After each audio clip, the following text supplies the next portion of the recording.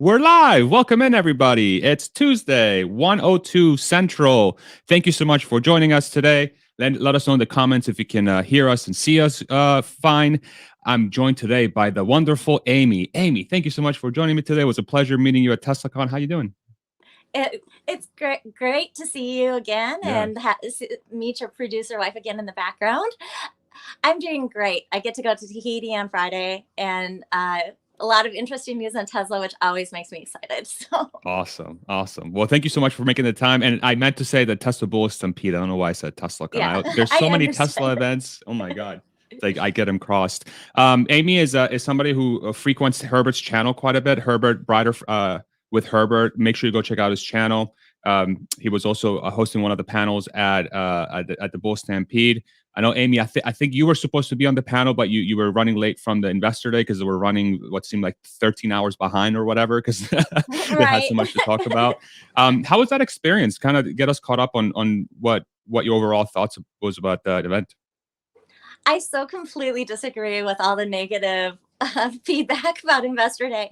Of course, I was there, so it's a completely different experience. I think if you're there and you see that the whole day that was planned for the analyst and the feedback and the analysts there were very much tuned into what Tesla was doing. You know, I think there's an impression in the retail community that analysts don't understand Tesla. And I didn't see that. But what I did see is maybe analysts not willing to put their reputations on the line over not knowing how production is going to ramp on, say, Lathrop, or how the production is going to ramp on the Cybertruck. Not that they don't believe that Megapack could be very big, or that Lathrop or that the Cybertruck could be very big, but in the absence of having actual historical data to look at, they're just not willing to put it in their models yet. So that was an interesting thing for me because I hadn't actually. I've listened to every earnings call since the IPO, and normally I do find the questions to be very perceptive, but it was different seeing the analyst in the same group with me with the meet and greet with the executive and hear the questions that they were asking. But there was a interesting in that their questions were quite short term in focus. Like they were trying to look at updating the models for what's the stock going to do 3 months, 6 months, and the retail investors. We were able to ask some of the more longer term focus questions, like how is this Gen 3 platform going to ramp? Like, is it going to, Lars on stage mentioned that that they were leaving room in all the gigafactories because they thought there was going to be tremendous volume from the Gen 3 platform, but they didn't really give any details about how that was going to go down. So like then one of the questions through the executives that we could ask as a retail investor that probably wouldn't have been asked by an analyst was, are you going to do this simultaneously? Are you going to do one factory first? Or are you going to do the others? And the analysts just kind of stepped aside and let us ask those questions. Huh. Because they wanted the answer, but it's like there's a professional courtesy when that's your job, whereas when you're a retail investor, you can just ask. I So, see. and that was super interesting. That's the question that gave us the information that Tesla actually had their own in-house team, a construction team that was building these gigafactories, but they were really looking at getting everything nailed down at Giga Mexico on the Gen 3 platform before they expanded out to the other ones. So for me, being invested in Tesla since immediately after the IPO, not IPO shares, because you need to be an accredited investor for that. And I certainly didn't have that type of money at the time. But immediately after, it's such a maturing of the company to see the discipline in the way that they're approaching new products. I mean, Zach Kirkhorn made a mention on stage that they were going to not have multiple parallel projects. They were going to really choose which ones that they were going to do, and that was going to be their cost control. And then they were going to use that free cash flow that they got off of those projects to fund the next projects. And that was actually a difference for me following the Tesla since the IPO, that the extreme cost discipline. And I actually put it to two things. I mean, I think that after the Model 3 production hell that was an existential threat for the company, they never wanted to be in that situation again. You know, so you've seen this extreme drive toward cost efficiency, but I also think that with Master Plan 3 and the sheer enormity and breadth and scope of Tesla's goals, they're looking at how are we going to fund this? If other companies don't step up, if other companies don't see what we see, that this is entirely possible, it is doable, it will actually cost less to move to a sustainable future than to continue to use fossil fuels. Tesla's going to have to be the one leading the way. And that's going to take extreme discipline and throwing off as much free cash flow as they can to be able to fund this, whether other people see the vision or don't see the vision. So those things are very interesting. What was your impression of Investor Day? Yeah, those are such fascinating points. There's so much there I want to drill in. I thought that the grandness of the vision was very on brand. You know, it's like, hey, here's our 20-year, 30, 40-year master plan that we're trying to achieve. Yeah. And it was very much, it was the complexity. There was a lot more complexity to it than I thought the last two master plans. Because if you really think about the sort of advancements Tesla has made in the last 10, 15 years, you know, since they IPO'd, they had to be extra focused on just get the car to be affordable.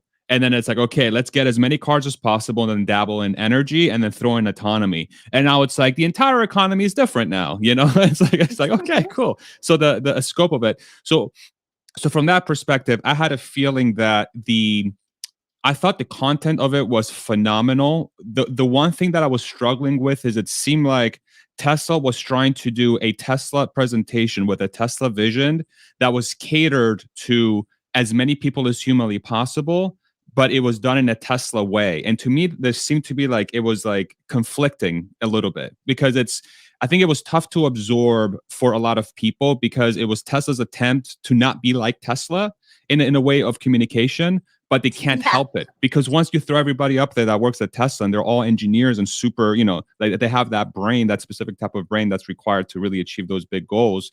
There is conflict. And so from that point, I thought the presentation, just from a presentation perspective, hurt a little bit, but the content of it was mind-blowing, was completely insane, and it was very on brand.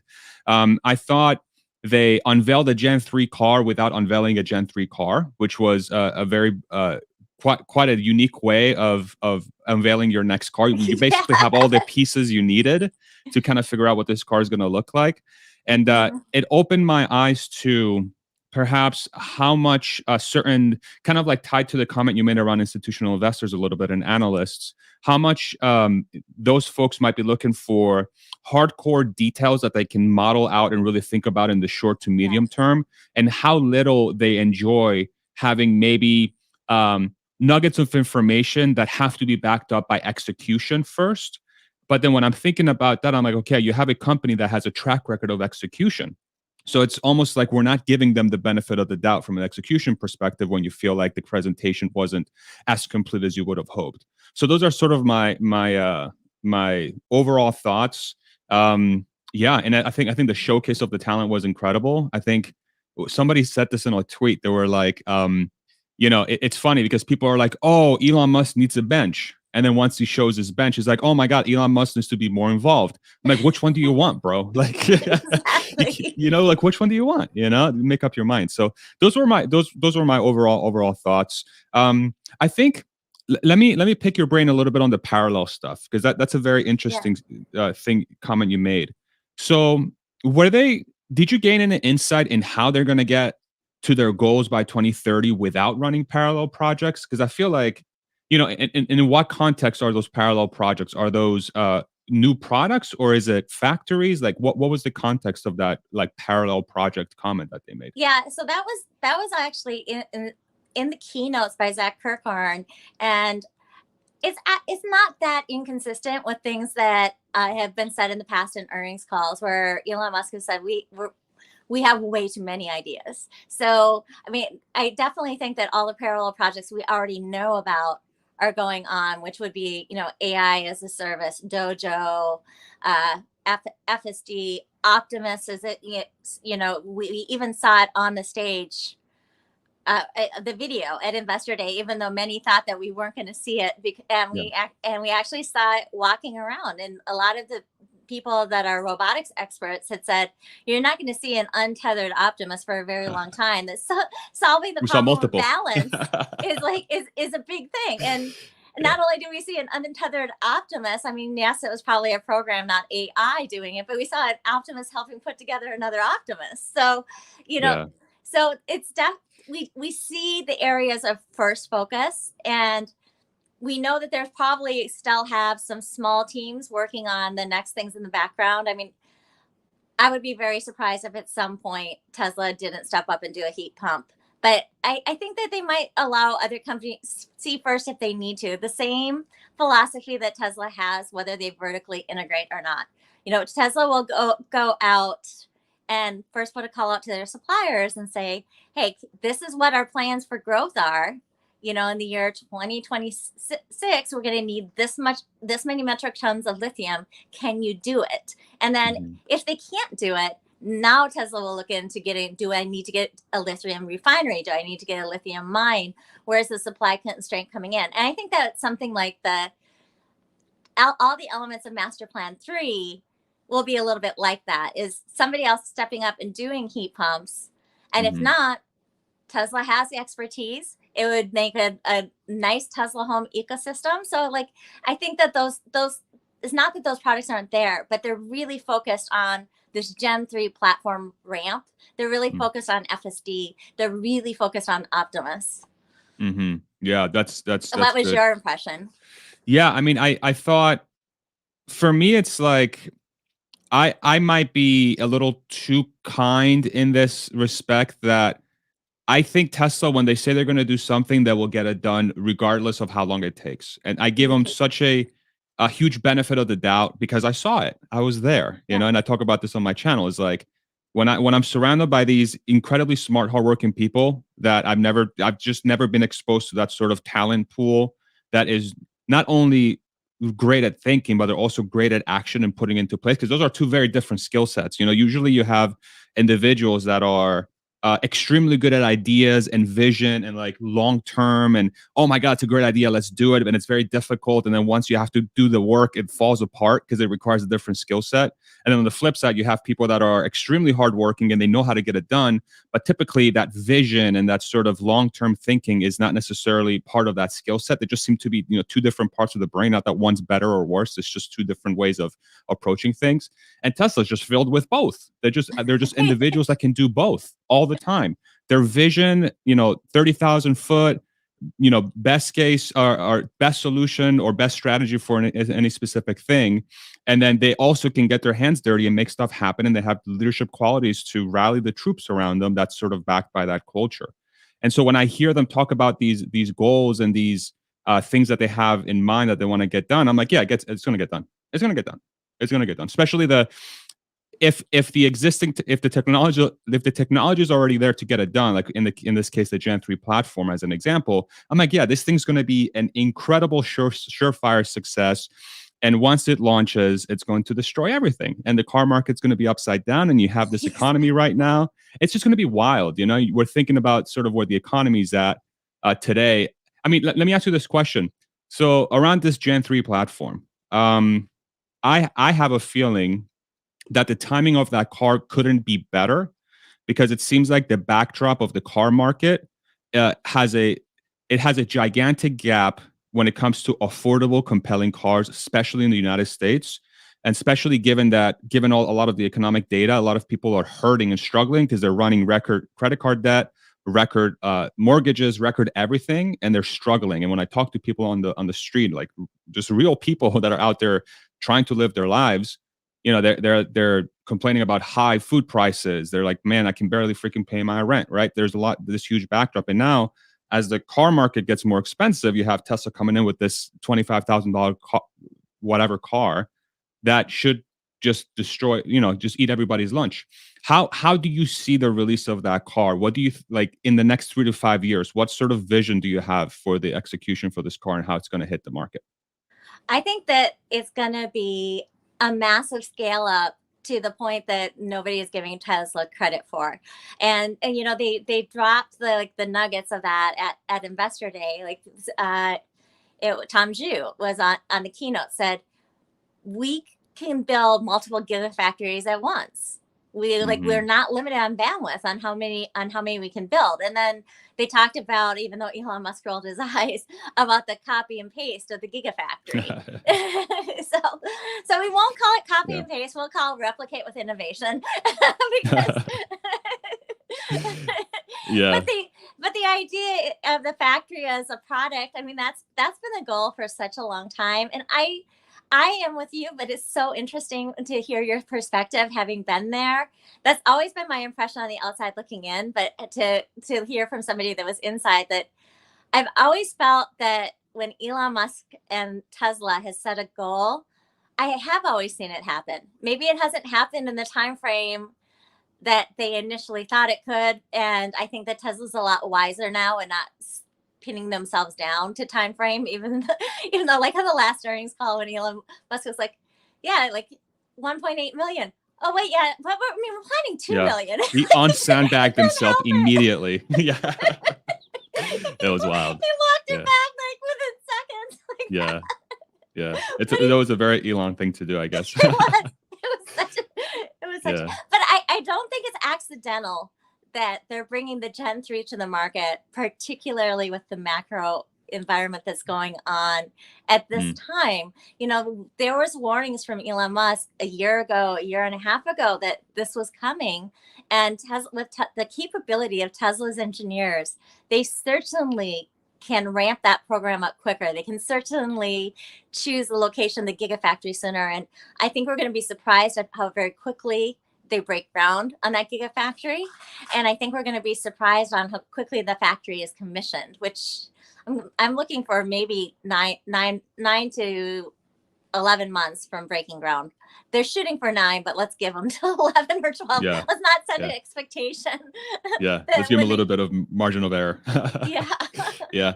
What did you get a gauge on how most analysts were sort of receiving the information around 20 million cars by 2030? You spoke about they don't want to stake their reputation on the line with super lofty goals, I guess. Yeah. But did you get a gauge on how they were receiving that information? And I don't think they did. I mean, we can see that with the price targets, and because even though there's the short term price target, their models normally include data up through 2030, because what the stock is like, it's a present value adjustment of where they think the stock is going to go to. And I had an interesting live stream with Gary Black, which was very informative to me. And he looked it up, and the number was 6.5 million, even after investment day, is what analysts have in their models for 2030. Wow. Just 6.5 million of 20 million. And Tesla showed how not only can they do 20 million in production, but they can do it sooner than 2030, very likely. And they've moved that goal up to sooner than 2030. So, and they have even less than that. They don't even have 40 gigawatt hours of energy in their models for 2030, which is what Lathrop can produce. Wow. So the potential upside between the gap between what Wall Street is modeling and what Tesla has said they can do. And if you have a belief like you have, or like I have, that if Tesla says they're going to do this, is pretty significant. But at the same time, everybody thought that the 50% cost reduction could happen. So like there's almost a cognitive disconnect there with until they have more data, they're just not willing to update these models. Why do you think that exists? Like that I've always tried to piece this together. It's like it surely just can't be well, I want to give them the benefit of the doubt. I don't want to give them the benefit of the doubt. It can't be that simple, can it? Or can it? No, we can't, because they give GM, as Jeff Lutz points out time and time again, they give GM the benefit of the doubt with zero reason to do it. They give Nissan the benefit of the doubt, who just had their credit downgraded and is having extreme production problems and supposed, now we're hearing all these, again, parts shortages on the competition EVs, because production is hard. So it's easier to blame a part shortage than to say we can't get the production done on this car and Tesla made it look easy, but it's not. Yeah. I do wonder how much of that is coming to, bite legacy automakers in the butt now. Because you really think about, the way I think about Tesla is like they're really the only mass market EV, at least say in the Western hemisphere, truly, that is built out of supply chain that's able to support an affordable mass market vehicle, truly mass market vehicle in the next few years. I don't see this from any other automaker, not Ford, not GM, not Volkswagen, nobody I think has secured nearly as much supply chain partners, suppliers, tier 1, tier 2, tier 3. Tesla has been doing this for the last 10 years. And everybody else has just really begun in earnest. If you compare, your Ford, for example, the Mach-E, I think they did they're going to be doing 100,000 units globally this year for a car that's more expensive than the Model Y. I don't know how does that bode for the next, 1 to 3 years. And I don't know why that's not obvious. I don't know. Exactly. Yeah, and I sound like such a douchebag saying that. I don't want to be like the guy on YouTube saying, "Look at how smart I am," and you're not. I'm truly trying to find my gap in my thought process. This is why I bring on people to talk about this, because it's like to me it just appears so freaking obvious, and literally the only variable is execution. Is do you have the right people to execute this? And the company has had the people for the last 10 years. So what's the likelihood that's going to happen? I don't know. Yeah. I feel like I'm just like ranting. I totally agree. I think maybe one of the things is that they're not willing to say it, but they're giving legacy credit for the bailouts that might be coming. But you think so? But the reality in my mind is it doesn't matter how cheap you would make a legacy car if it doesn't have over-the-air updates, if it doesn't have the super, even though they now have access to the supercharger network, but if it doesn't have the engineering and the safety of a Tesla, if it doesn't have the features of a Tesla, if it doesn't have the full self-driving, I don't want it at any price. And I, as an airline pilot, I can say definitively that is real. After COVID, you couldn't pay someone to get on an airplane the first month of COVID. The staff, we did it because we had no choice, but like people wouldn't. There's a reality that sometimes it doesn't matter what the cost is. If the demand's not there, it's not there. So I think that they're giving legacy credit of, we think that they're going to get mailed out. This is a massive amount of jobs. It's like the entire industry and towns, but we can see they just keep slipping further and further behind. Like if you look at just, they're not going to have 48-volt wiring, and Tesla will. And so like the difference right there in the cost of production of a car are enormous, in both the amount of wiring, the amount of copper that you need, the weight of the wiring, the time of the production. I mean, like that advantage right there is enormous. Yeah. So let me ask you this question. So you've been in the story since IPO. You've been an investor since IPO, and so that was what, 2010, 2011, 2010. So you've been in this name for 13 years, Amy. Yeah. Okay. So you've seen a lot. You've seen obsessed for 13 years. You've seen the first profitable quarter in 2013. You've seen the fudge storms. You've seen Tesla going through production hell. You've seen them getting really very ambitious with the Model X and almost failing without even reaching the Model 3. You've seen them getting shorted to hell. You've seen Elon Musk looking extremely tired on camera constantly and trying to get this thing done. You've seen Elon lose his mind on Twitter more than once. You've seen the stock explode, especially around COVID. And you've seen him buy Twitter. Yeah. Can you, for me, can you what are the highlights of the last 13 years and what are the lowlights? Like, can you name just a couple things on either side that really stick out as part of the story? I'm just really curious. Like, what are the things that stick out for you? Yeah, the highlights definitely is Model 3 reveal. I mean, that was absolutely incredible. I Were went you in, there? I stood in line, Mm. but before I saw it to like put my deposit down. I still haven't got the car yet because I don't actually drive. Oh my God. You still have your reservation? I saw it. I had the Wow. oldest Model 3 reservation, I'm sure. That's awesome. But I don't drive a lot because I can hop on airplanes for like next to nothing. So I Mm. even between San Francisco and Tahoe, I fly. So Okay. Okay. Nice um perk. but that night, actually seeing the car that I'd stood in line for 3 hours to go and reserve come on the stage, it was just absolutely stunning. It was the most beautiful car. And then they had that counter behind the head that was just flipping over with all the reservations. I actually almost cried thinking about it. It was so incredible.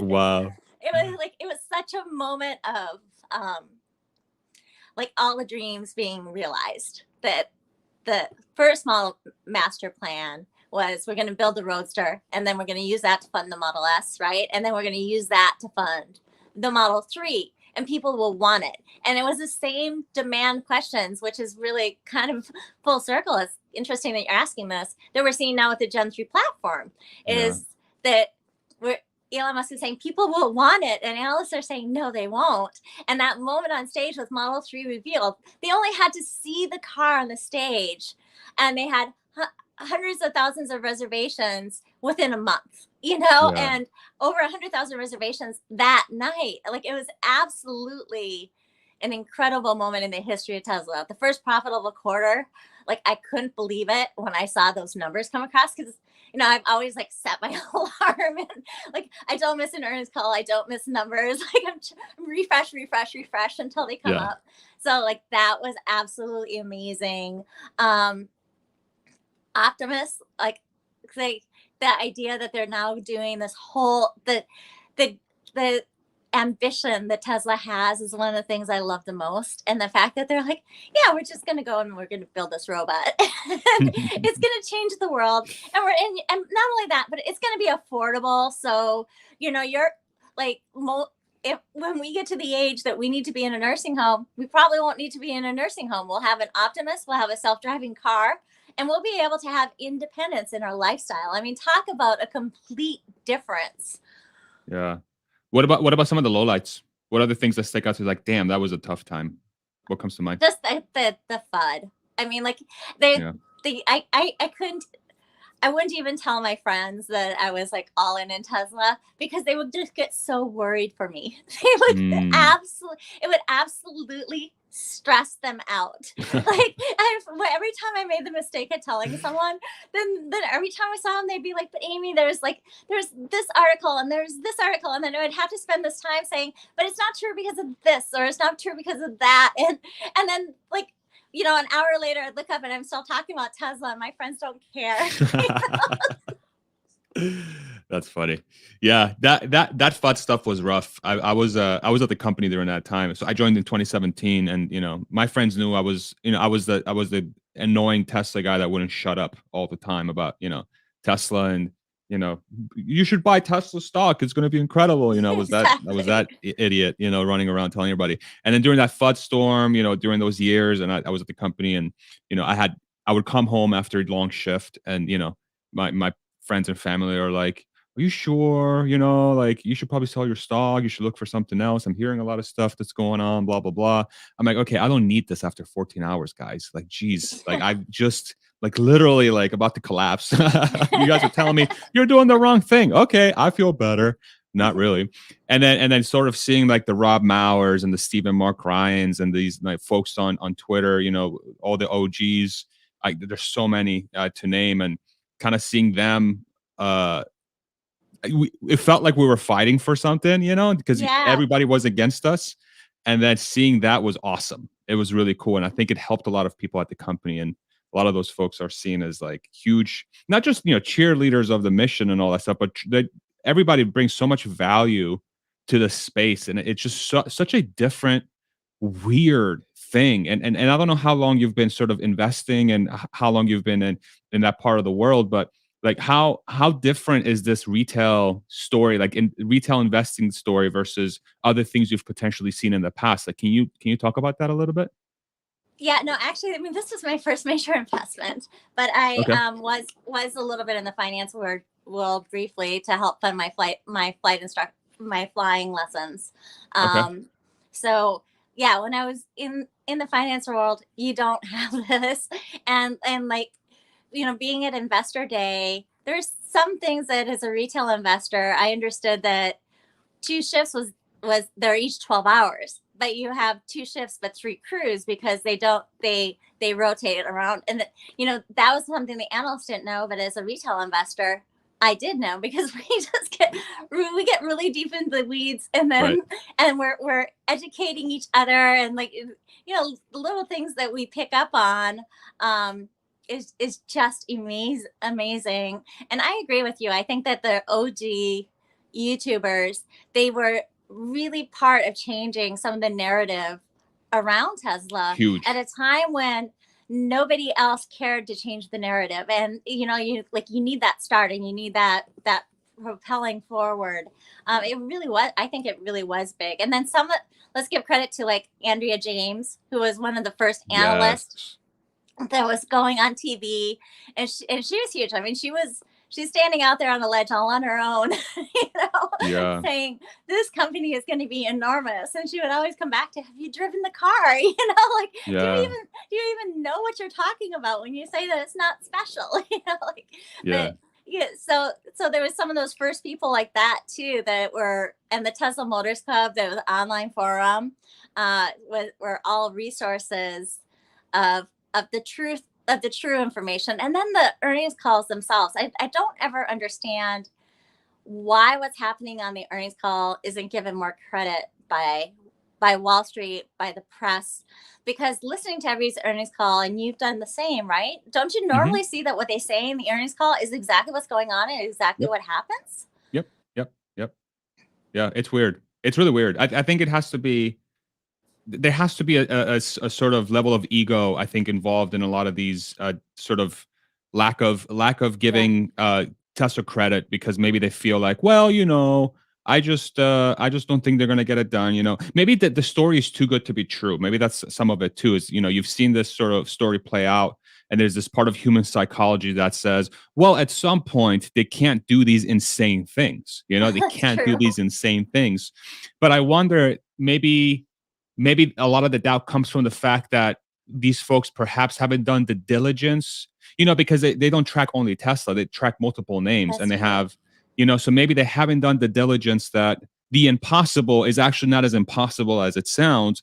It's just you have a collection of extremely driven individuals that are actually approaching the problems in the best case scenario, which is allowing them to have outsized results versus everybody else's usual, well, I'm going to employ 100,000 people and only 2,000 of them are going to be doing the work.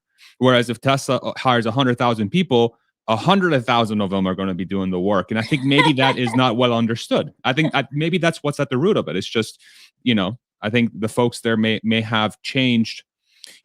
I talk about this a lot, is like the culture of having a startup type environment scaled to 100,000 plus people is, I think, Tesla's true moat Yeah. differentiation.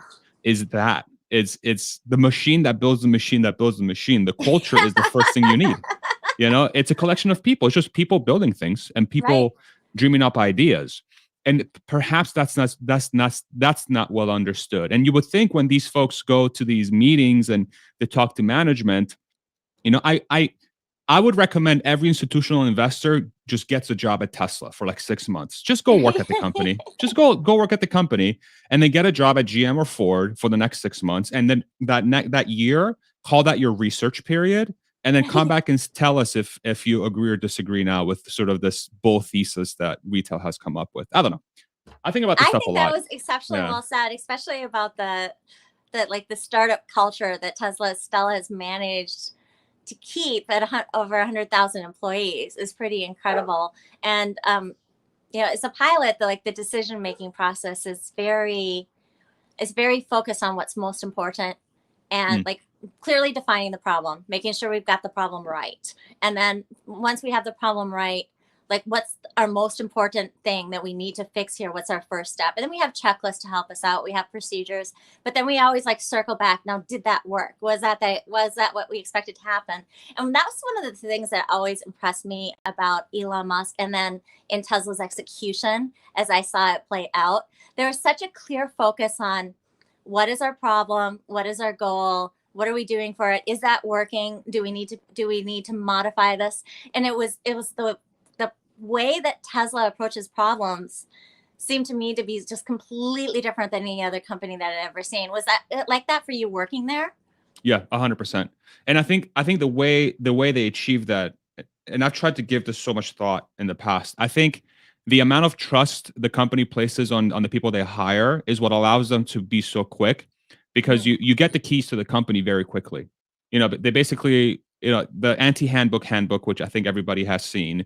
It's this, 2-3 page document that basically says, do the right thing. We hired you for a reason. We're going to trust you with a lot of stuff. Don't worry about hierarchy. Just talk to the people that you need to talk to, including Elon, and just, trust your teammates and go as hard as you can.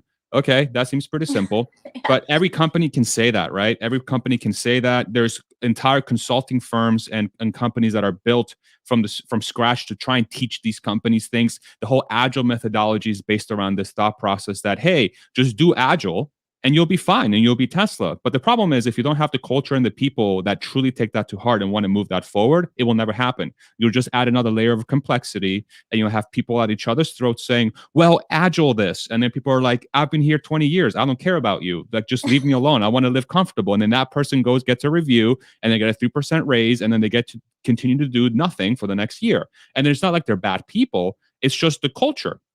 It's the culture of the company. And so the way Tesla operates, from my experience and from hearing you talk about the leadership that you've spoken with, I have friends that work there. The information I keep hearing is that that culture is alive and well, and it all stems from Elon Musk having that just unrelenting attitude about that culture. Is that you have to trust the people, but you have to hire the right people. And I think that's an outsized advantage. And I think the mission of the company really allows them to very strategically pick and choose who joins, because from my experience, the people that joined were very passionate about that mission, and they're very passionate about the sort of how the leader conducts himself, and leading from the front, not just walking the walk, and not actually not talking the talk and not walking it. He actually walks it as well. And seeing that is extremely powerful. Yeah, I don't know if that sort of gave additional light, but it's just, and so when you see that, and again, I'm always worried that I have rose-colored glasses on and I'm some sort of crazy person on the internet, saying these things. But but it can't be the case, because we know that, I mean, everyone up on that stage on Investor Day, most of them had over 10 years. They have stock options. They're independently wealthy at this point. Yep. They do not need to be working. But why are they working? Because it is an exhilarating place if you are an engineer, and to be able to use all of your capabilities to have on this mission that's bigger than you, that will change the world for your children's children. And I just was really moved by Master Plan 3. I know that makes me geeky, but it's cool. But the scope of that ambition, we're going to actually change the world. Tesla will change the world, because it's got to start somewhere.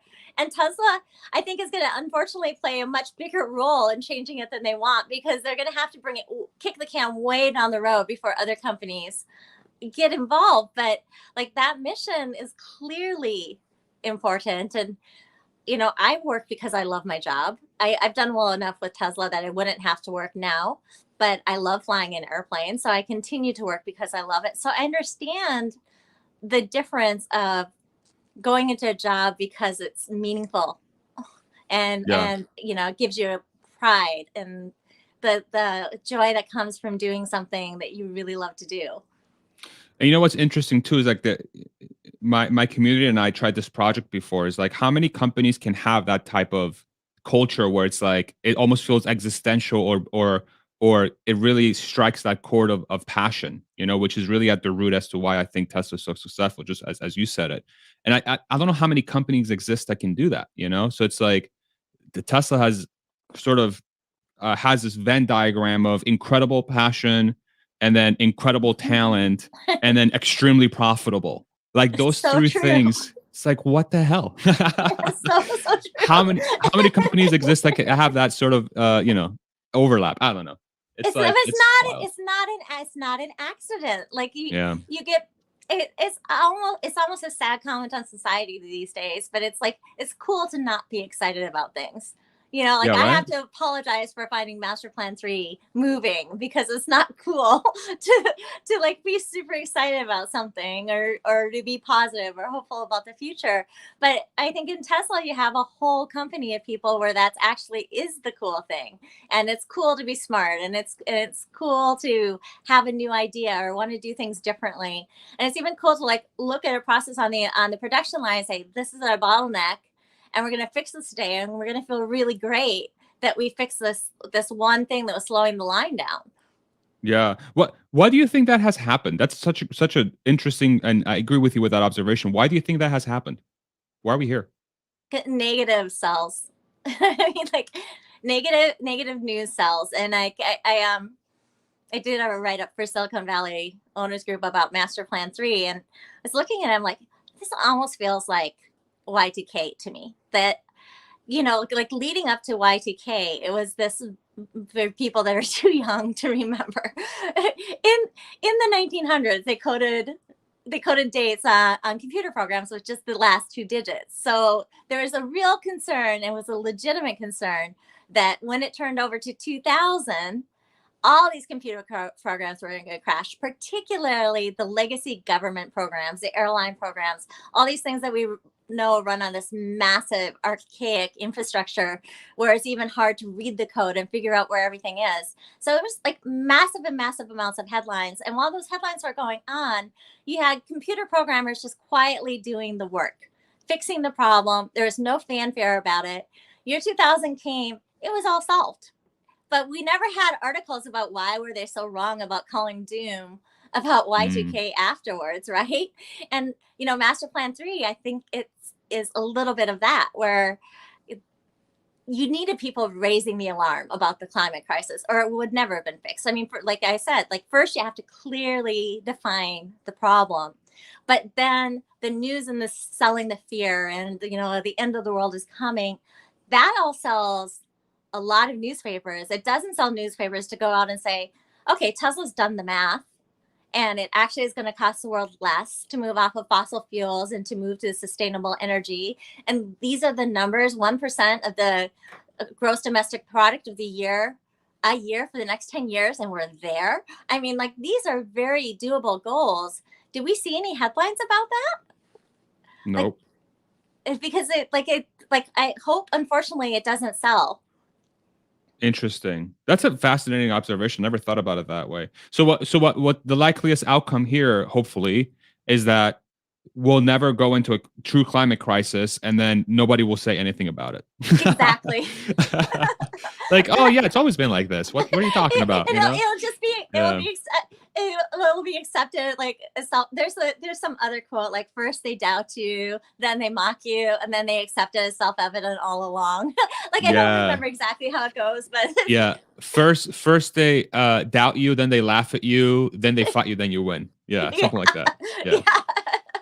It really, I mean, that's the thing that just keeps playing out over and over again with this story. I'm just so surprised that we're still here, 13, 15 years later or whatever, that the story keeps repeating over and over and over and over again with everything this company does. And it's so fascinating. And you would think that when you have executed the Model S, the Model X, the Model 3, the Model Y, when all these cars become best-selling in their class by far, and the Model Y is just in a completely different stratosphere, and you have things like the same leader created a company in SpaceX that has reused like 100 some odd rockets already.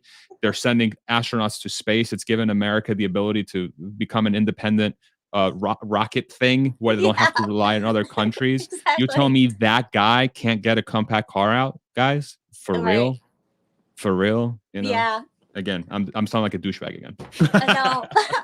Well, and I You also know? was totally geeking out. I don't know if you were too, about the details that they were releasing on the Gen 3 platform and I how was. they're going to make this happen. Like the 48 volt architecture, we already talked about that. That's Hmm. huge. The unboxed construction, that Yeah. video that Tesla had in in the thing, I've watched it at least 30 times. What are the things that stick out to you? Like, what? Tell me about it. I'll have Yeah, producer so Wes bring it up. Yeah.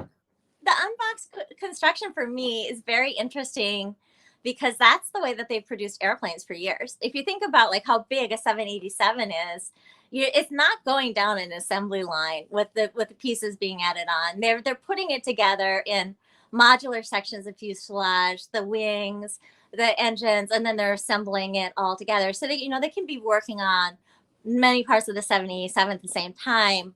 The 787 was the first airplane that actually maybe went too far, but they subcontracted out even different sections of the airplane to different suppliers and then had them all meet up. So it was fascinating for me from that standpoint. And then from geeking out on engineering like I do, the things that made a 787 so much more efficient than every airplane that's come before. I see many of those aspects in the Gen 3 platform. So wiring was one of the big things that a 787 does. Is it has a distributed wiring system where it has just a few big wires and it has these remote power distribution units that will go ahead and be the wiring at the source. So it dramatically cut down on the wires.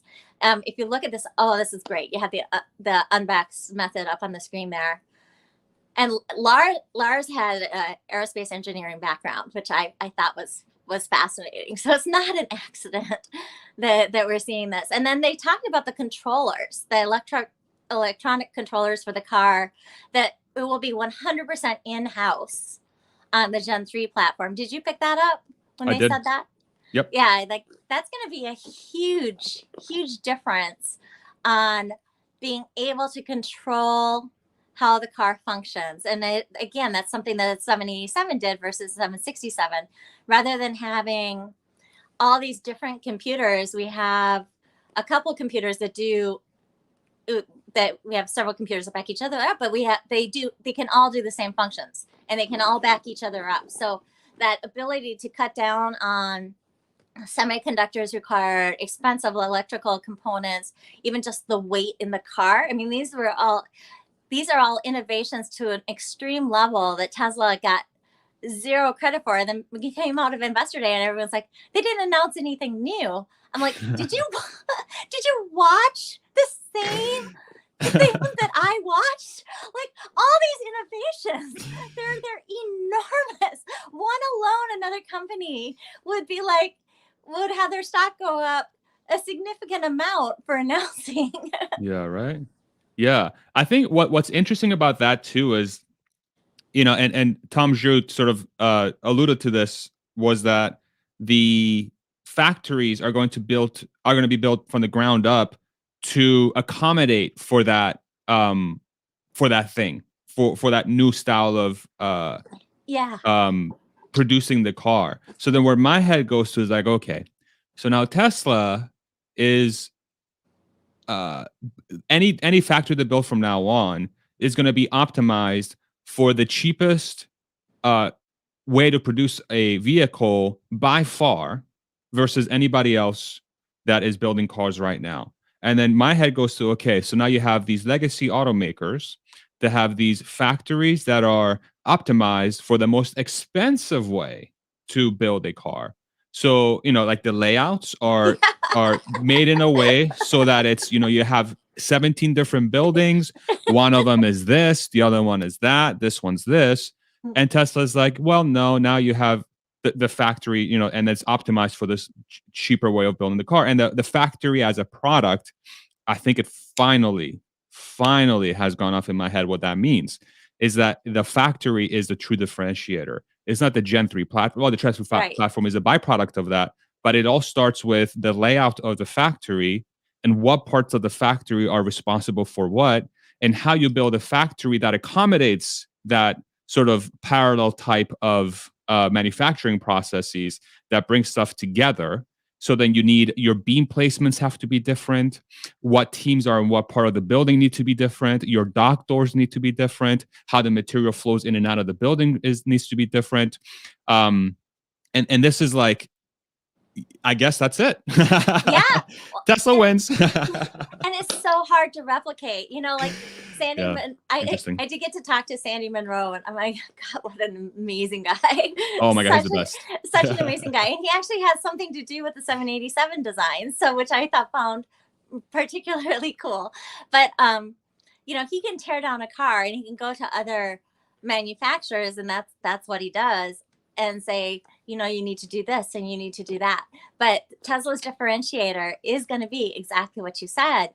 A factory, you can't tear down. You can't tear down that flow, the flow of materials in through the door. And, they also, the legacy auto just has the legacy system of so many levels of suppliers and outsourcing, and the whole assembly comes in, and then you got to leave room for the tolerances to be able to like match it up. And it is, Tesla doesn't have any of that. And we do have a feeling with the Gen 3 platform that they're going to cut out some of the sub-assembly suppliers, just because they've removed the parts from the car. That's the best way to focus on the suppliers that have really worked. And was that during the keynote that they were talking about that? But somewhere I just recently read or heard them talking about that with their suppliers, Tesla's been evaluating them, and they've been sending out, this is how much we need, and they're seeing who can execute. And they've been really narrowing down now who the partners are that Tesla wants to work with,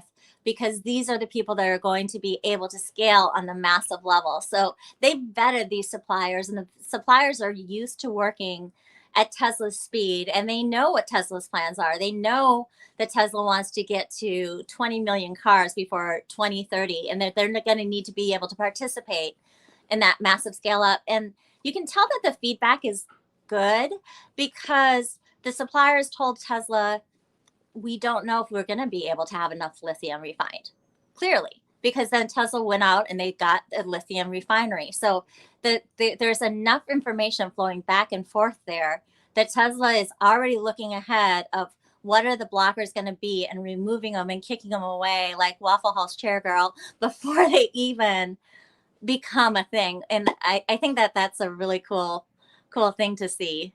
Yeah. What I hear there is that Tesla is willing to have honest discussions about where the weaknesses are.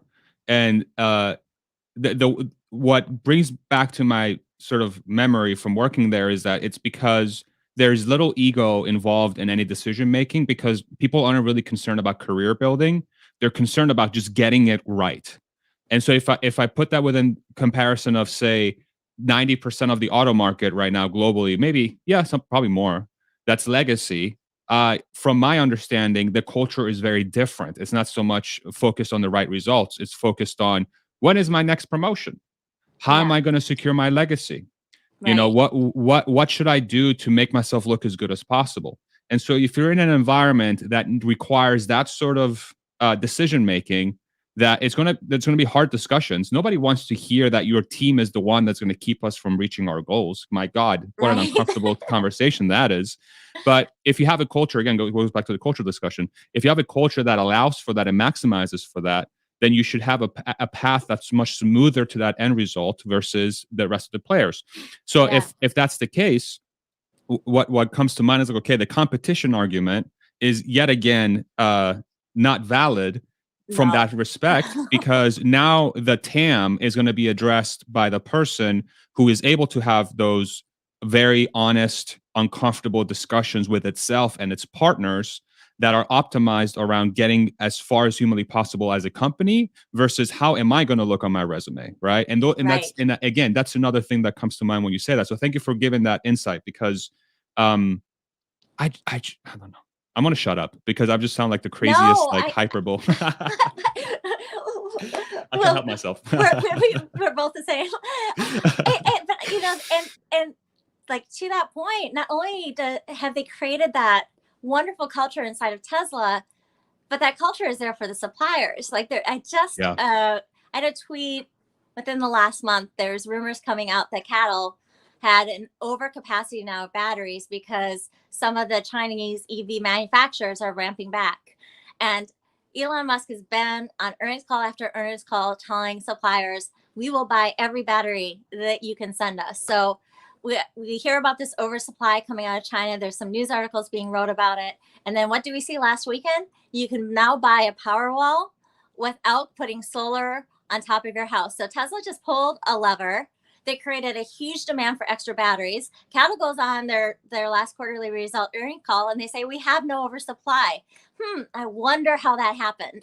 So Tesla it has this wonderful relationship set up with their chosen suppliers where they are going to get the materials, and they're going to also, as we saw during the chip shortage, get the priority over materials when there's a limited supply, because it's a two-way street. And you just saw the flip-flop of that street where Tesla is like, we'll take all those extra batteries you have. Don't worry about it. We've got plenty of products we can put batteries in. Yeah. Wild. But Amy, Tesla is not good at supply chain. Come on now. The legacy automakers are good at supply chain. Tesla's a newbie. Ford and GM have been doing this for 100 years. What are you saying? Come on. What am I saying? What am I thinking? Man. It's wild. I think, do you view Tesla's product as fundamentally different than its competition, than its legacy competition? Like, would you compare the Gen 3 platform to anything that is sold by legacy automakers? How do you think about that? Absolutely not. No. Okay. Because it's still going to be a Tesla, and Tesla doesn't make slow cars. So it's going to be, the performance that is going to be there. Maybe not quite the level of like fit and finishes of BMW 3 Series, but it's going to be a very beautiful car. It's going to be quick when people press on an accelerator, and it's going to get over the air updates, and it's going to have the capability to do full self-driving. How can legacy compete with that? And we do see competition in China, this more realistic competition to Tesla. BYD, we've just had that battery news playing out in the last 24 hours, but they have ramped to an extreme amount of production in a very short time. Now, these aren't all EVs. A lot of them are plug-in hybrids. Some of them are fossil fuel cars.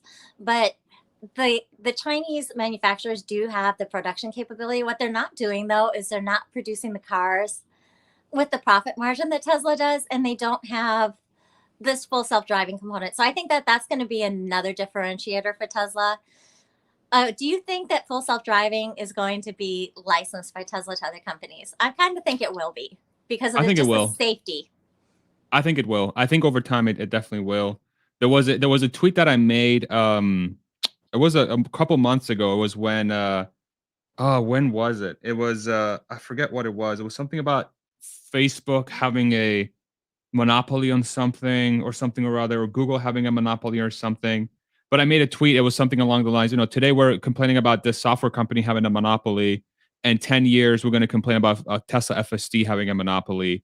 And Elon replied, and he's like, accurate prediction. I'm like, okay, yeah. So you're going to license this. Okay, got it. So over time, they definitely will. I think they're probably going to have to, I think it would work best if they have to have the hardware ready for outside manufacturers too. I think it's going to be paired with their self-driving hardware.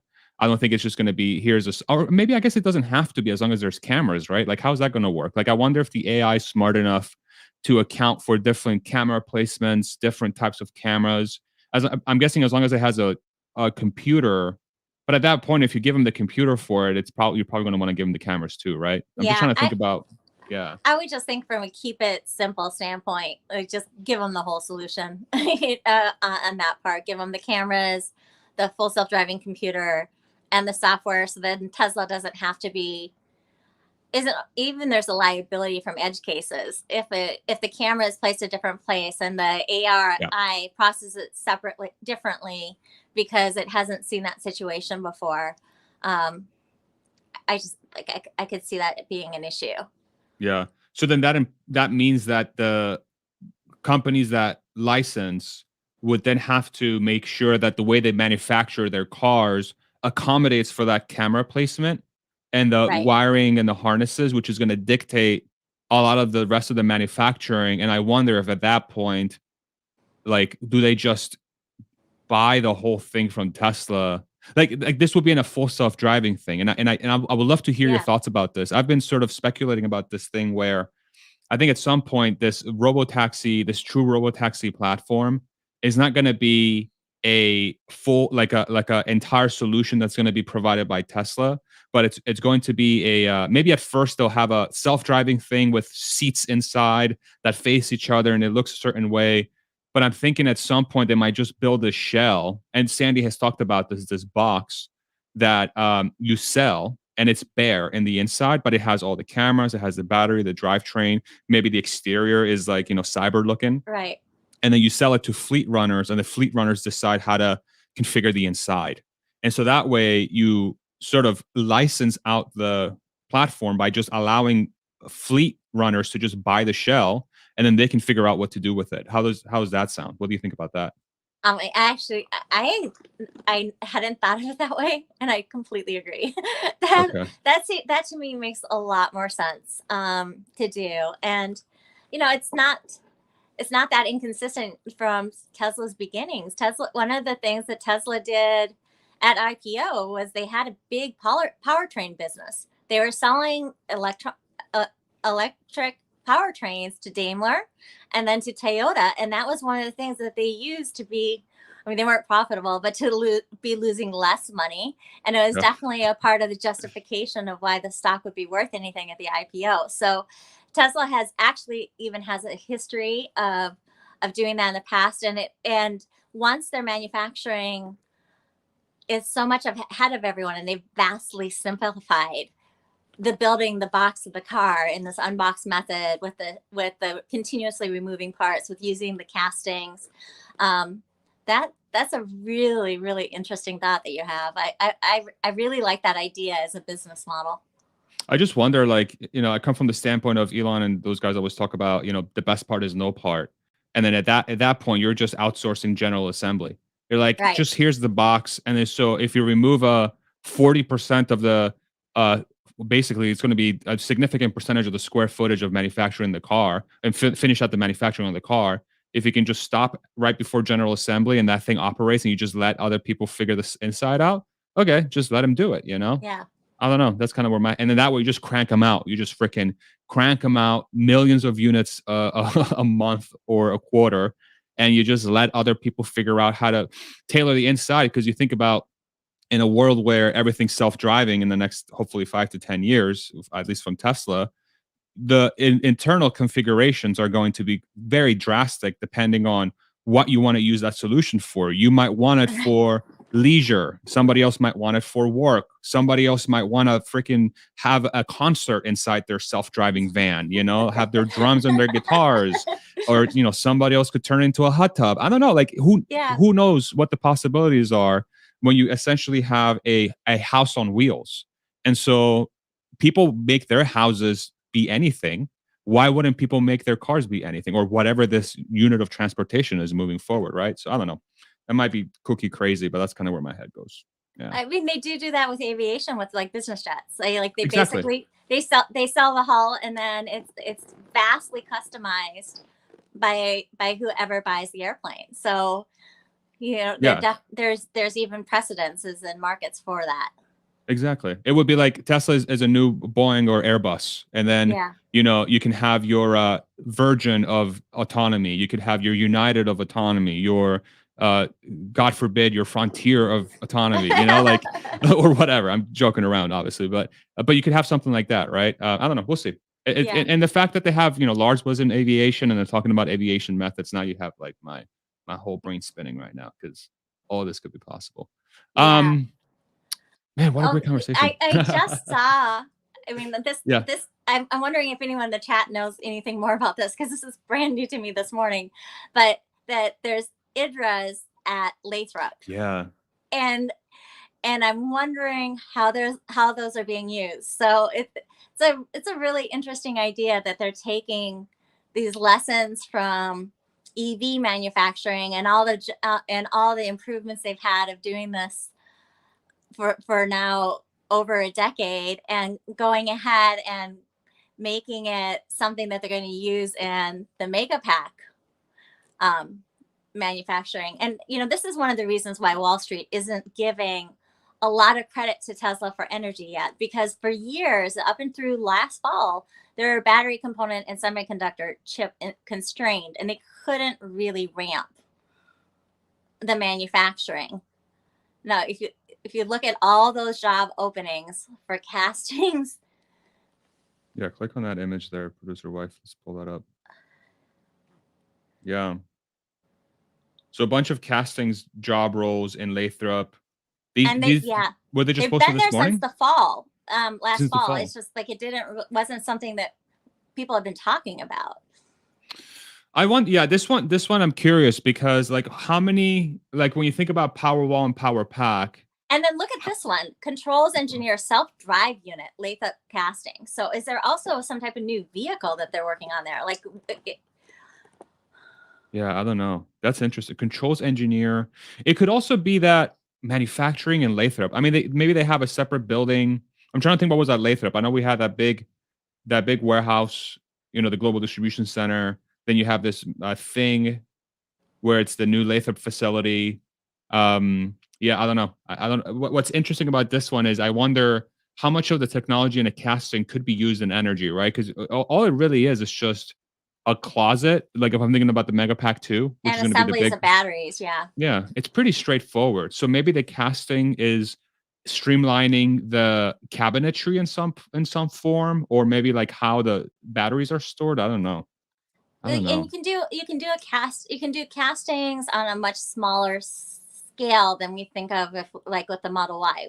Model Y, we're thinking of like this big structural component, but a casting can also just be to replace what used to be an assembly. So a much like just a better version of a part where you're replacing several parts together with a casting. In my mind, because we haven't actually heard of any large IDRAs, because those are being tracked, right? Like we're all wondering where that extra 9,000 ton IDRA is that went toward Asia, but nobody knows where it ended up. So yeah. So it's not in Shanghai. People weren't able to track it to the Shanghai Gigafactory. No, to my knowledge, there's still an IDRA that is not confirmed to be a Tesla, but isn't confirmed to not be a Tesla. Okay. So maybe a competitor bought one. Who knows? Maybe they're jumping on the Tesla train. There's a couple that went, and one of them went to what I'm talking about. It went to a general parts manufacturer. So it does. So they're doing it. They will do some maybe structural castings with it, but they're also doing assemblies and some smaller parts with the casting machine as well. It could also be, I wonder if maybe they might not necessarily, maybe outsource the cast and just have it arrive to the factory so they can free up the square footage after a while, and just have a company that just freaking casts for them. Just have a remote location that just, and then you'll get boatloads of casts, and they arrive, and then you kind of lean it through the manufacturing process instead of having the casting machine on site. I don't know. There's a bunch of different possibilities. I don't know which one's going to be more economical, but who knows? Interesting. That's fascinating. Yeah. If there's anything in the comments, producer wife, around that casting machine and the energy, bring it up. But yeah, I'm with you. I don't know what's going to be. Let's do Q&A in like 5 minutes, Amy. How's that sound? And then we'll go for another 15. Sounds good. China numbers. I saw that. I think in the last 24 hours or so, there was a report around the registrations for China coming in above expectations. I think they came in at 17,000. When producer wife has a chance, she'll bring it up. How are you thinking about Chinese demand? How are you thinking about European demand? Where's your head at with that? I mean, Elon Musk has said time and time again, Tesla does not have a demand problem. Tesla at some points can have an affordability problem. And so he also said, and this was largely ignored, that small price cuts made a vast difference in the demand that was generated by it. And now we're seeing that play out. So I don't know why people thought he was lying, but these numbers are what I expected to see after he said that the small price cuts generated 2 times the production that they had. So it's really interesting. This also plays out with what the Chinese industry experts are saying in China, that they had expected January to be a soft month and that they expected the demand in February to dramatically increase. Yeah. What do you view as one of the biggest like things or concerns? You hear my dogs in the background? They're losing their minds. They're excited about the Chinese numbers. That's why they're going crazy. Like, yes, we're up. What are some of the things that are maybe concerning or things you're tracking from the bull thesis perspective that we should keep an eye on? How do you think about that? Energy, for sure. I mean, like from the standpoint that energy is barely in the analyst models, I'm really tracking the ramp up of Lathrop production. I'm looking for more mega factories, or maybe they start combining battery production within the gigafactories.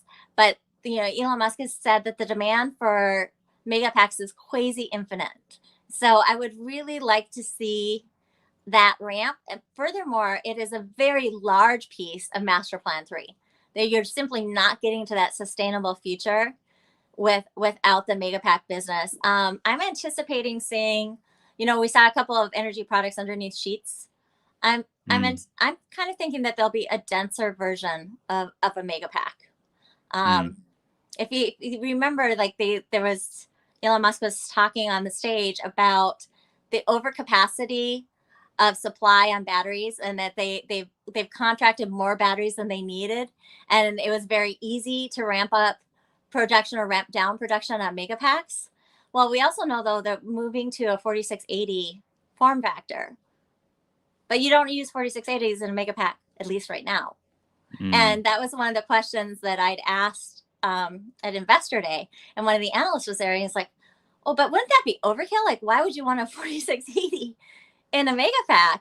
Well, actually, is it overkill? Because if you look at it, a megapack is completely maxed out on what can be shipped on a road.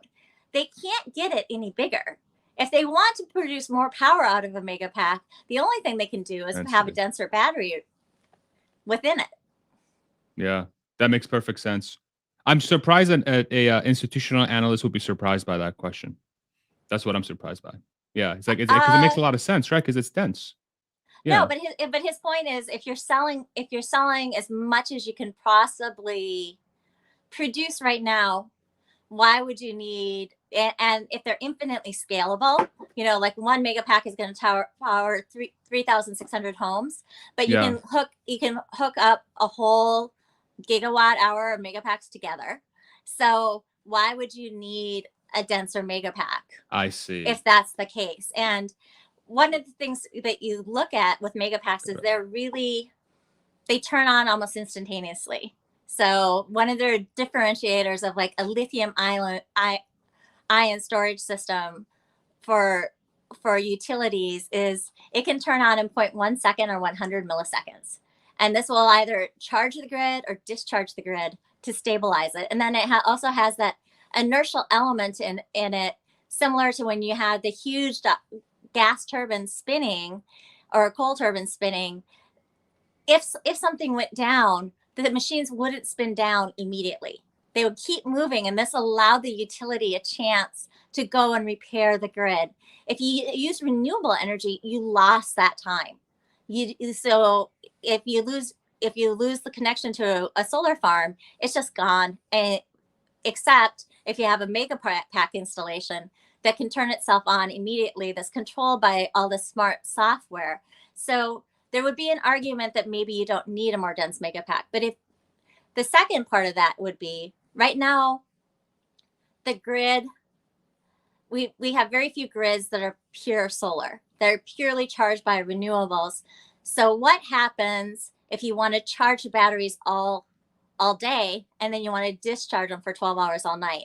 That's actually a different type of battery, a capacitator type of battery that's better at that. They have and that's what some of the competitors to Megapacks have. They have these molten salt batteries, and they just charge up all day. It's like an hourglass, and then they flip flop and they discharge all night long for 12 hours. That's not necessarily at the moment the strongest use case for Megapacks, but they can be used that way. But a denser Megapack maybe would be better suited for a 12-hour discharge, because right now they're rated at 3 hours, 4 hours, 5 hours.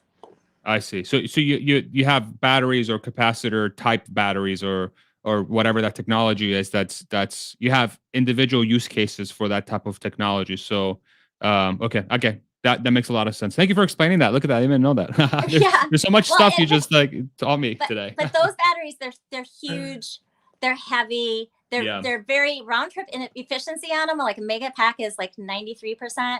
These capacitator style batteries, they're only like 80%.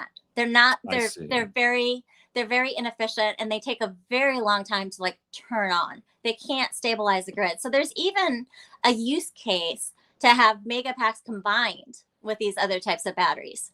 But those batteries on their own actually probably can't possibly be the solution, because you have no grid stabilization. Not really. Gotcha. Like you would definitely have outages in between. Gotcha. Another vertical that Tesla's exploring that's not well understood, and just you explaining it really highlights some of the complexities that are in it, and the fact that they're working towards solving it is it should pay dividends at some point. We'll see, but I'm pretty confident in that part of the business, because again, it's a closet with batteries. Like the complexity of it doesn't seem that. I mean, obviously you got to do software. But it's not as hard as building a car. It seems like there's not as many parts. There's basically no moving parts, and it's just a matter of securing the enough really high quality, very technologically advanced batteries, and then figuring out how to get them from point A to point B as cost efficiently as possible. And it actually fulfills a solution that people are looking to be used for, that can give them very quick ROI, and hopefully something that can help them lower costs dramatically over time, or potentially make them extremely profitable over time. So we'll see. I'm excited for the energy piece. You ready for some Q&A? Should we do some Q&A? All right, perfect. So producer wife's going to bring up questions for the community. Thank you all for watching thus far. Really appreciate you guys. The quickest hour and 15 of my life. Love the conversation. So let's go ahead and bring up the first question, and then we'll do as many as we can in about 15 minutes, and then we'll call it a day. Brighter with Herbert. Shout out Brighter with Herbert. Make sure you go check out his channel. Amy is on Herbert's channel quite a bit, and they always have great conversations. Question: ask Amy about her prediction for Gen 3. Her insights here made me rethink my own forecast. So what are your predictions for Gen 3? Well, this specifically, Herbert and I had a conversation about how much of the Gen 3 platform we thought was going to be in the Cybertruck production line. And I think only pieces of it. Because of the fact that it has that cold rolled steel, like with the origami folding on the exoskeleton. And I don't think that it was all completely designed from the beginning to be assembled from 4 sides going in together. And I think that Tesla as a company is moving away from producing a car contrary to the way that they designed it. They said on the keynotes that was one of the major problems that they had with the Model 3, is they designed it to be built by people, and then they tried to automate it.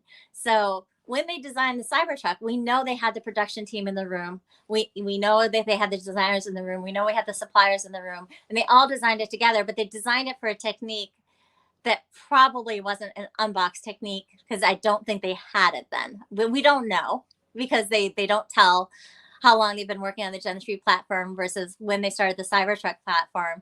But I think that they will be testing out, and I actually had confirmation of this at the Investor Day, that there are many of the pieces and components of the Gen 3 platform, when they get to Giga Mexico and they start producing it, it's not going to be new for Tesla. Tesla already uses castings. Tesla already uses a structural battery pack. Tesla is figuring out the dry electrode process on the 4680s right now, and ramping and significantly adding to that production, and it's all automated now, So all those elements are already there, and certainly quite a few of them are going to go into the Cybertruck, but I don't think it's going to be the full Gen 3 platform. Do you Gotcha. have any thoughts on that? Yeah, I agree with you. I think Cybertruck has been in development for too long for it to really benefit tremendously from Gen 3 stuff, to be honest. I think Gen and again, if we take Tom Zhu and others to their word, is if Mexico is being built with Gen 3 and 3 in mind, that implies that Austin, Berlin, and others will have some sort of inefficiencies built in that will not allow them to really gain the benefits of Gen 3. And Right. so it doesn't seem like a Tesla way to like they go all out. Right.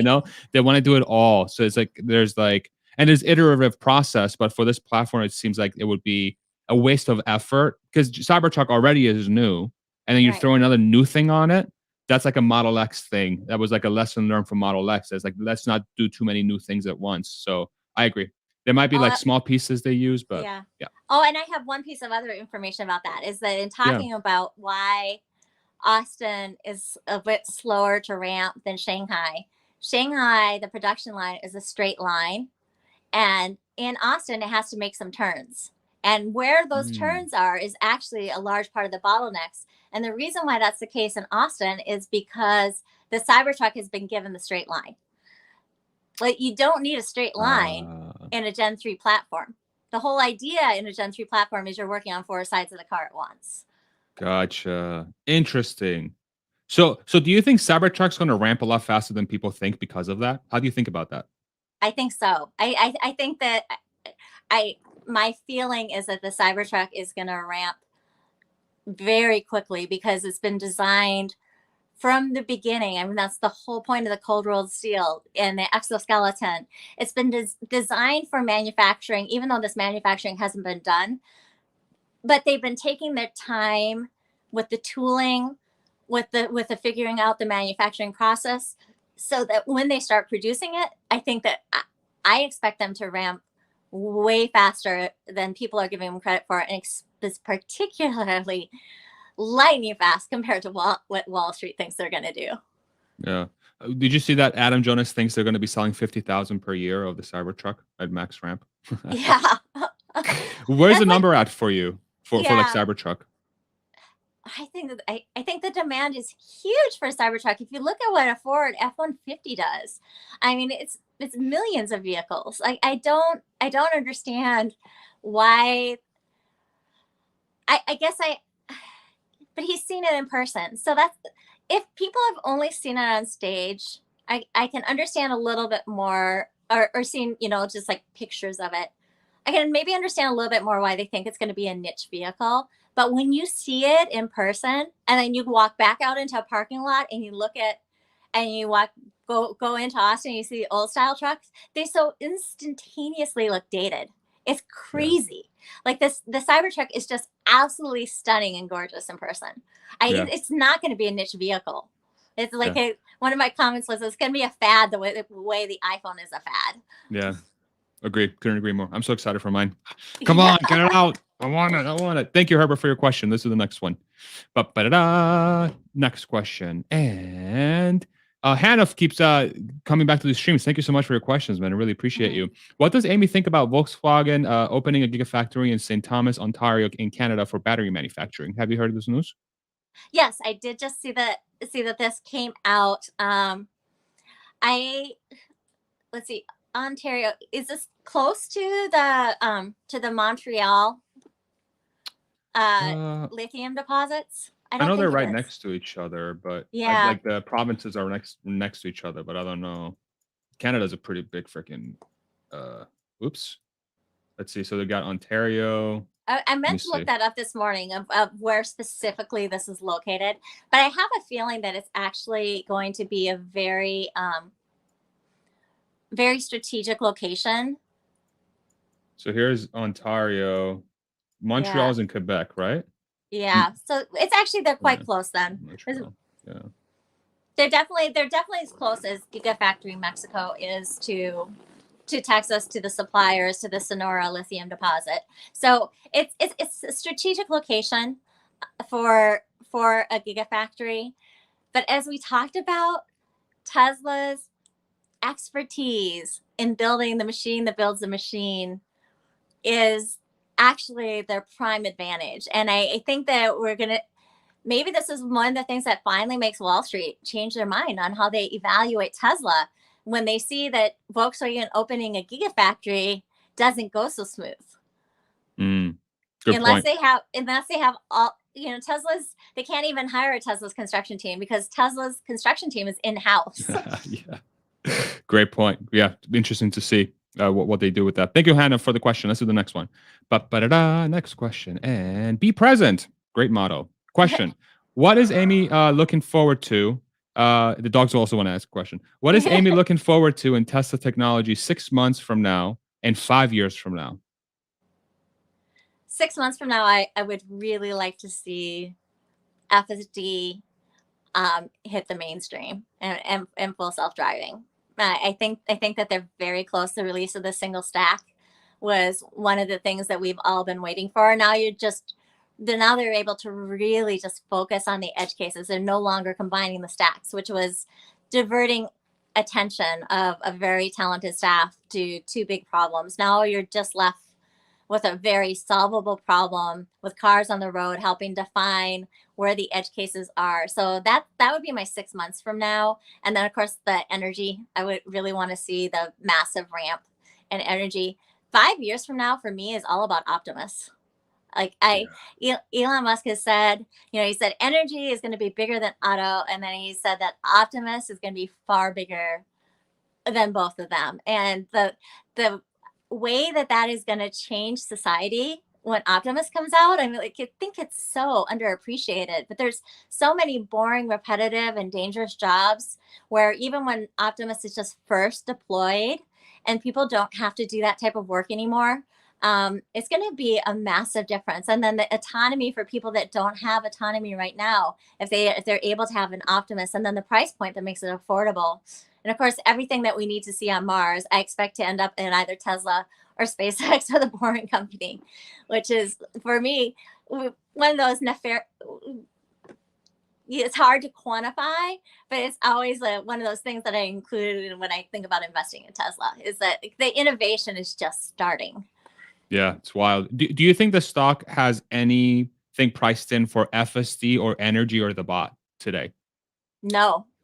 I know that they don't, because when Gary Black keeps very good records on what other Wall Street analysts are modeling for, and energy was underneath. The average was 21 billion in 2030 is what they have modeled in for energy. And that's underneath what the revenue should be out of Lathrop by a lot. And, the reason for that is because up until now, there hasn't been a lot of revenue from energy in Tesla's books. They didn't have the factory. They weren't doing the same level of mass manufacturing, so the costs were higher. They didn't have quite the efficiencies. They weren't deploying it on large scale. So I anticipate that the energy profits are going to surprise Wall Street. Again, it is a big box of batteries, but it's a smart box of batteries. And that's one of Tesla's differentiators. And it is a plug and play system that has all the electrical components needed for thermal management within the batteries. Then it has Tesla software, just like if you look at FSD with auto, that argument that layers on top with Power Hub and Auto Bidder and microgrid. That's a huge differentiator for Tesla batteries versus others. They're definitely a best in class solution. Nice. Thank you for that. All right, let's do a couple more. Next question. And Sergey, question to both of you. MP3 is about the whole planet. Master Plan 3 is about the whole planet. What percentage of it do you think Tesla is planning to do itself? Great question. How do you think about that? You go first. Ladies first. Yeah, I think a lot of it. I think they very much said that they're going to focus first on the EVs and first on the energy storage, because that is over 50% of the solution if they just get those two components down. But I expect myself, and I wouldn't put this in a model or maybe take a bet on it, and I have a low cost basis, average cost basis in the stock, so I can be a little bit more fanciful in my thoughts. But Sure. I expect to see waves gigafactories and mega factories going into place all around the world. That the way you make Master Plan 3 happen is by localizing the supply and the factory to the end user as much as you possibly can, as soon as you possibly can. And I don't think that Tesla is going to worry a lot about getting ships and more railroads. We've heard like people talking about that being a limited market, and that was actually one of the things that was asked of Tom Zhu at Investor Day. Is like, we don't need them, and they don't need them for two reasons. One, they'd go back empty. The second is because they're going to be localizing factories on all these places, and you're not going to be needing to ship cars across the ocean. Wow. So percentage wise, what do you think? Percentage wise, I think they're going to keep going to the whole Master Plan 3 until competition steps in and starts taking some of the market. And then Tesla has never been scared of competition. They've actually always wanted help, which is what's so stupid about the competition is coming argument. You're talking about mass disruption of industries, which is one of the reasons why I invested in Tesla and was all in, like almost from the get-go. It's like when I looked around at companies to invest in, I wanted something that was going to be massively disruptive, disrupt an entire industry, disrupt an entire space. Even better that I believe so much in the mission where it just seemed worth investing in. Even if I lost my money, I didn't actually care that much because the mission seemed to be a worthwhile one. What do you think? What percentage are you thinking? I'm thinking they do 20% of the total effort and volume, and they get 80% of the profits. That's how I there we think go. about that. Yeah, that's actually that matches up with the iPhone. Exactly. Like I had tried to say that the iPhone had a large part of the market share, and I was interrupted by the units, but it's actually the revenue. The iPhone in 2021 had 44% of the smartphone revenue. Yep.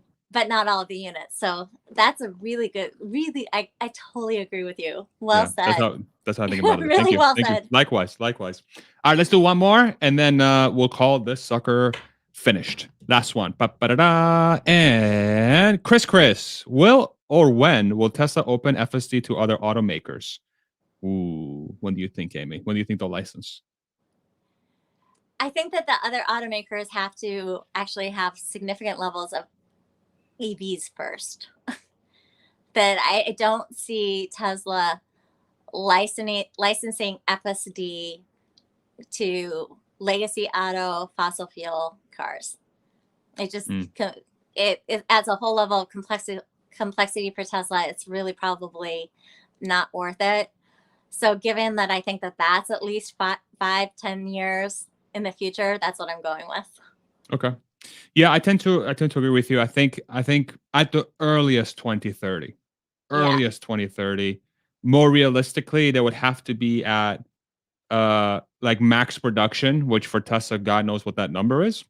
And it would have to be at a place, like you said, where competition or, let's call them partners would be at a significant enough volume where they can take advantage of it. My guess is they'll start with niche players first. I think the larger players are going to have too big of an ego to take it on. I really believe so, because it requires them to really just rejigger how they do their business. So I could see small players adopting it starting 2030 if Tesla chooses to open it up, but it'll be like a fractional percentage of the total autonomous miles driven, and then over time it'll get bigger. So that's how I think about it. So, but 2030 at the earliest. Yeah. The only argument that would draw that forward is just that people may be dying without it. Very, very good point. Like a seatbelt scenario where we just have to get it everywhere. Yeah, exactly. Sure. Yeah, great point. Amy, thank you so much. What a fun hour-and-a-half discussion. You can find Amy on Twitter. We have her handle right there, right below her name, at SF___Tahoe. How many underscores you got in there? 3 or 2? 3. Okay. 3 underscores. I wasn't actually planning to have a public Twitter account or to be talking on anything. Yeah. So it wasn't anything that I planned out. Well, it was like, it's amazing how life turns out. Okay. I love it. But make sure you check her out on Twitter. Amy also frequents Herbert's channel, Brighter with Herbert, as well. Make sure you check him out. On Thursdays. Amy, on Thursdays. It's been an absolute pleasure. It was so cool meeting you in person at the Bull Stampede in Austin a few weeks ago. let me tell everyone what a great job that Oh my God. Farhad did with the bull stampede.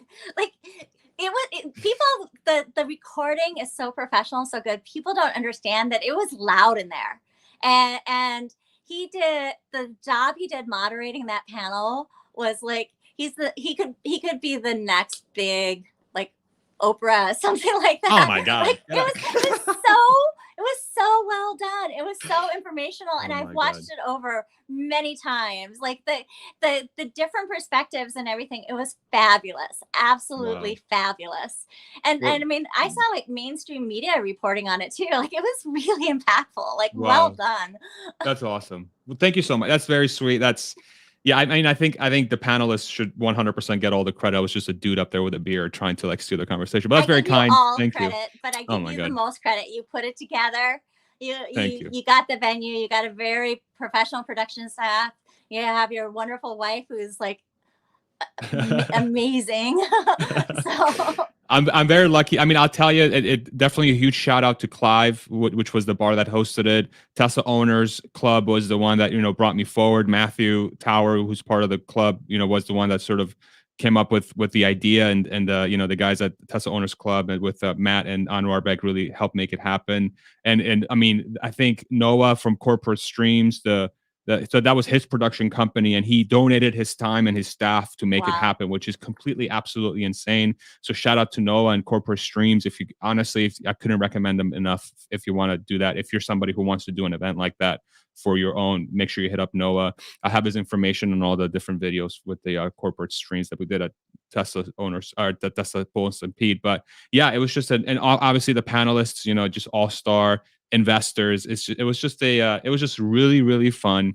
And as usual, yeah, it was so cool. And Sandy Monroe stole the show, as he always does. Yeah, he's like, I think I spent at least an hour talking to him. I was able to talk to him on a break during the investor day, and then I got to talk to him at the Clive Bar for a significant length of time too. And we even were talking mega packs, like we were talking sorts of stuff. That's awesome. The next panel we do, we got to make sure we have you on there. One of the things I was like, not enough ladies. I'm like, I agree. Next time we'll get more ladies on there. So make sure. But I was supposed to be on the stage prior. On the Herbert one, yeah. I was too busy talking to Tom Zhu to leave. That's a good excuse. That's awesome. Amy, thank you so much. Thank you everybody in the comments. Really appreciate you guys keeping the comment section always incredibly civil. Mods, thank you so much. And last but not least, producer wife, my goodness, great job. Again, you're the best. Love you, baby. And yeah, we'll see you around, Amy. You're welcome back anytime. And I look forward to the next time we speak. Thank you so much. Sounds great. All right.